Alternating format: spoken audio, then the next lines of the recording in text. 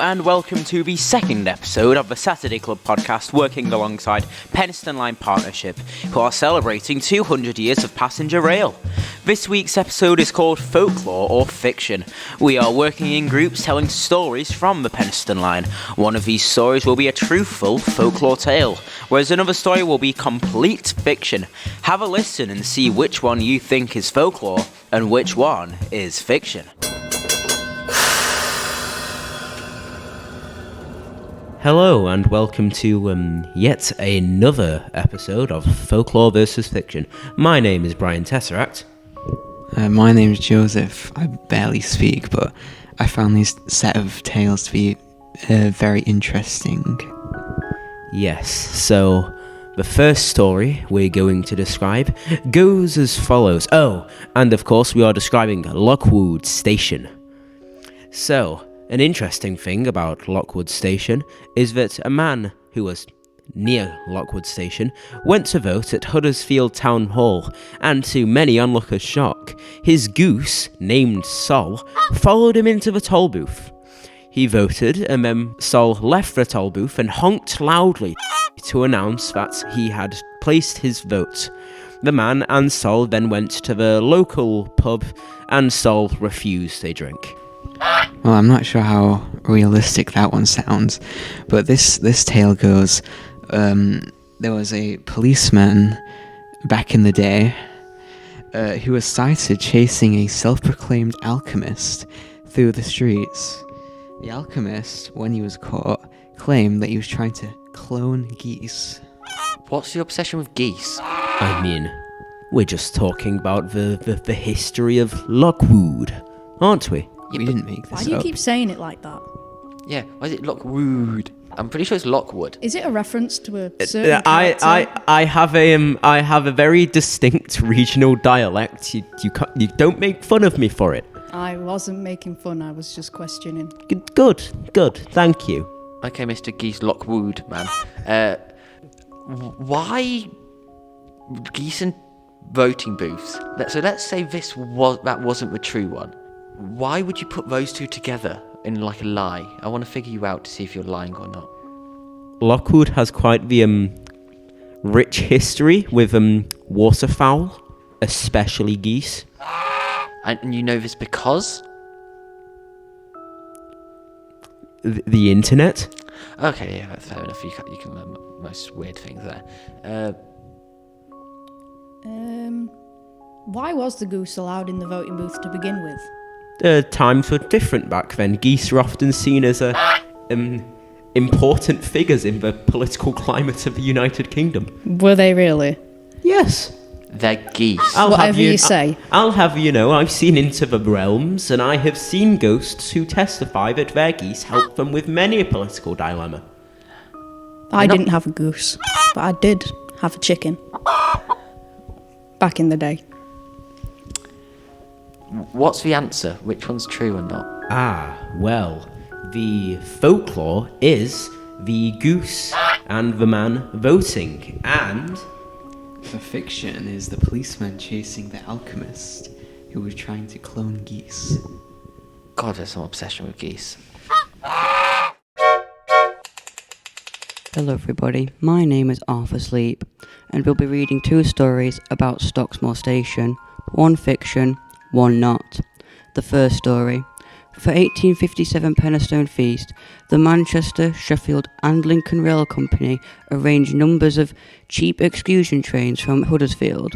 Unfortunately, they were so popular that the trains were full by the time they arrived at Stockmore, and ticket holders were unable to board. The news reported that some passengers had to wait over 4 hours to board. And I am the real resident ghost of this story, Jersey. Lies! Truth, actually. Anyway. The second fact is that there is 13.5 ghosts at Stocksmore Station. I don't know what the 0.5 is, so don't ask. This makes Stocksmore one of the most haunted stations, and me included, of course. One of the ghosts is called Jim. He's actually one of my good friends. The other ghosts don't really talk to me, though, so I don't know what I did wrong there. I'm not sure what else to say, really. And also, since there is no Wi-Fi at Stocksmore Station, they often end up haunting people to get, games and whatever. Some of them play Subway Surfers. Don't ask about that. Right, now it's time for the people to ask the questions. What do you mean by 0.5 of a ghost? I know you said don't ask, but is that like top half, bottom half split down the middle? I've never really seen him, so I don't know about that one. Where's the other 0.5? Find out. As someone who can see into multiple planes, I've actually become acquainted with a lot of the ghosts there, and I'm going to say there's actually only 12.5 ghosts, so where is this extra one in the count? Me, of course. Well, I have a question for the phony ghost. There are no ghosts that I know of at the station of Have you ever been there? Stocksmore. Have you ever been there? No. Have you ever met any of them? I'm well acquainted with all the ghosts in the. Do you know that greater Jim likes South playing Yorkshire hopscotch? area. How? We do not have feet. I have feet. Then you are not a ghost. Right. Whatever you say. Now it is time to reveal the answer of the two questions. The fiction was the ghost story. There are no ghosts at Stockmore Station. Other than me. Yes, of course. Debatable. I feel quite concerned now because I thought there was 12.5 ghosts at Stocksmore Station, and now I've learned that there isn't, which begs the question of just what I've been seeing. Keep questioning. I don't think I will. We will now reveal the true answer. The true answer is where the three different rail companies arranged for the cheap excursion trains, and they got full up of tickets and nobody could board, and the passengers waited 4 hours. That is the true answer. Hello there, I'm the food addict of this podcast thingy, Tara. And I'm Jersey, and I'm the ghost here, not whoever that guy was before. Can somebody teach you how to sort her attitude out? Not really. Anyway, our station is Sheffield, and there's 2 stories about this Sheffield place. Never heard of it, sounds really bad. Anyway, one of the stories is fake, and the other one is apparently a folklore. The first story is of a person, or ghost should I say, called Spring-Heeled Jacks. He is known to jump over walls and hide in... Who wrote this script? He was apparently spotted in Devon and America. What on earth? And then the other story is Baby Girl Supercharged Sam. He apparently made a cameo in all the Flash films. He was the inspiration behind My Best Friend Sonic. His favourite film character is Dash from The Incredibles, and he has a tortoise called Slowpoke. A bit ironic. Well, excuse me. I am the best ghost here. I really don't think you are. Please keep your beef out this podcast. But can I have more information on this Spring-Heeled Jack fellow? Well, he does jump really far, and that's all I know really. I really wasn't reading the script. Oh, Brian Tesseract here, and that would be fitting of a person named, Spring-Heeled Jack, specifically. But, sorry, who was this other individual that you mentioned? Supercharged Sam. Supercharged Sam? That sounds vaguely copyright infringing. Hello, this is Arthur Sleep here. I really didn't want to come here. I just got out of bed and these guys just told me to come here. Well, I don't really have any questions. I fell asleep halfway through what you were talking. It was a bit boring. I'm gonna go back home now. Bye-bye. I like his attitude to this whole thing. Relatable. What is the judge's verdict? You know, I really think it's Supercharged Sam. I reckon that's the real one. I think I'm in opposition to your claim, and I'm more believing that this Spring-Heeled Jack apparition is more believable. I think the Spring-Heeled Jack situation is the more believable one. The jury is correct. Spring-Heeled Jack is the folklore and Supercharged Sam is actually something I saw in my dreams last night. He was standing above my bed. That's worrying. You might want to get that checked out. No. Yeah, I really think you should get that checked out. Nuh-uh. Not all ghosts are weird, by the way. I'm weird. Yeah, we know. Oh. You made that What a plainly ghost. obvious. I am a ghost! And I think we're going to call it there. I'm Cara and I'm interrupting this podcast today to tell you the most important thing of this whole day. What I had for dinner this week. So, on Monday, I started off with an absolutely horrible packed lunch of crackers and butter. Tuesday, it was a jam sandwich on brown bread. Wednesday, it was...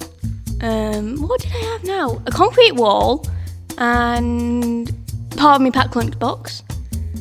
Thursday was really nice. I had chicken. Friday was boring again. I had a plain baguette and like crisps. Today, I decided to be a little bit of an idiot and not buy any food when I went to McDonald's except a McFlurry, a small Sprite and a frozen lemonade in the pouring rain. That's why it snowballed this week. Very nice. Hello, podcast listeners. My name is Brian Tesseract, and I am Walter.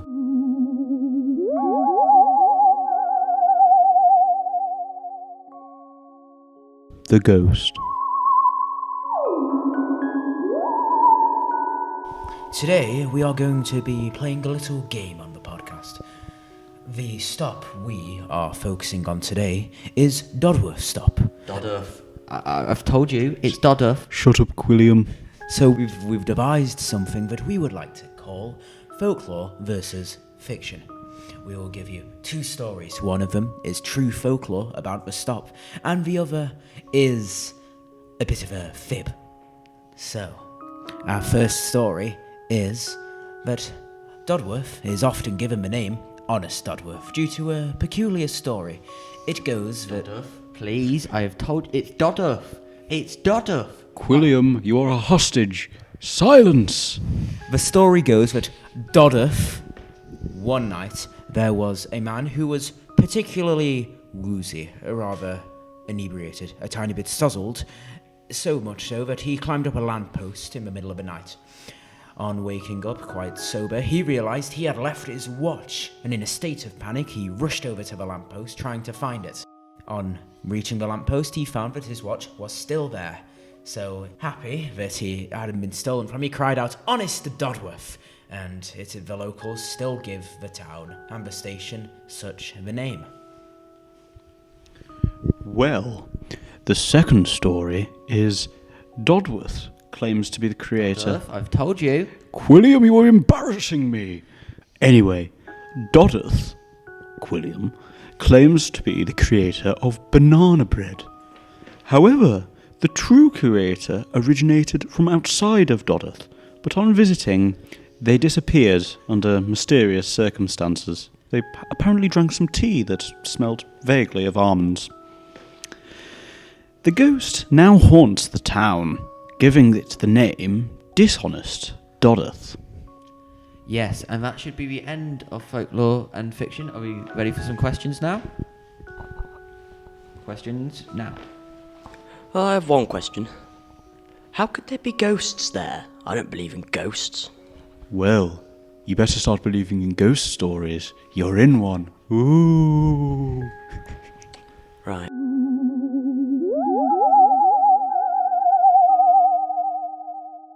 What was in the banana bread? Bananas. It's called banana bread. You kind of just get some bread and shove a bunch of bananas in it. Yeah, but what was in the bread that makes it special? Like, what made the bread so special that the creator just magically disappeared? That's classified. I can't speak any more on that. I don't like this. I'm going home. I'm sorry, did you say that the tea smelled vaguely of almonds? Legally, I am not allowed to say any more on this subject because somebody has already said too much. Whoops. So, what do we think is the folklore and the fiction? I think the first one is the folklore, because banana bread isn't that good to make somebody disappear. Rude. I like my banana bread, it's nice. Nope. If you stop complaining, Quilliam, you'll get some later. Oh, okay. I think I'll stop now. So, is that everything? Has everybody passed their judgment? The court has passed their judgment. In that case, we would like to reveal that the folklore is honest Dodworth, and the fiction is dishonest Dodworth. How dishonest. I don't know, you're the one who made the fib, mate. I wasn't saying who was dishonest. Banana bread comes from America. I don't know where in America, but from America. Hello, my name is Arthur Sleep, and I'm here with... Something to do with New Orleans. Do I have to be here? Well, I can't do this by myself. I'll fall asleep halfway through. Anyway, today we are going to be reading 2 stories. One of them will be folklore, and one will be fiction. And our people asking questions will have to guess which one is the fiction and which one is folklore. I'll be reading first. Denby Dale is famous for its giant pies, which have usually been made to celebrate major events in nation's history. The first pie was used to celebrate the recovery of King George III in 1788. I don't really want to be here, guys. The second in 1815 celebrated the end of the war with Napoleon in France. The next 2 pies occurred the same year, 1887.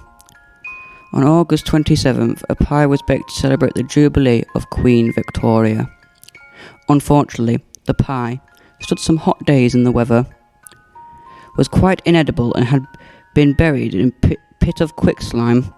A second pie, known as the Resurrection Pie, was baked on 3rd December. So there you have it. And now we are going to the second story. Denby Dale is famous for its giant pies. Its first pie was created in 1788 to celebrate the recovery of King George III from a bout of madness. But then it was abandoned for a long while. And then in 1852, for a pie parade, a bit hungry now, where it was placed on a throne and paraded around Denby Dales. The pie was also specially made by a famous chef of the time. The Queen didn't eat it though, as it was not her type of cuisine. There was a war with Napoleon. I thought that was a type of ice cream. I don't know where the heck you learnt that, but the War of Napoleon was a very famous war where did some stuff in France. Next. I thought it was the one with chocolate, vanilla and strawberry. No, that's Neapolitan ice cream. Oh, and what was in the pies? The pies, well, they were made of various different stuff for the different occasions. And the multiple... Queen Victoria really preferred beef in her pie, so she had that. I think that the first story is true, because why would you put a pie on a throne? No pies are that good unless they've got gravy. Alright, shall we reveal the answers? I think we should. The first one was indeed the true one, and the second one was the fiction.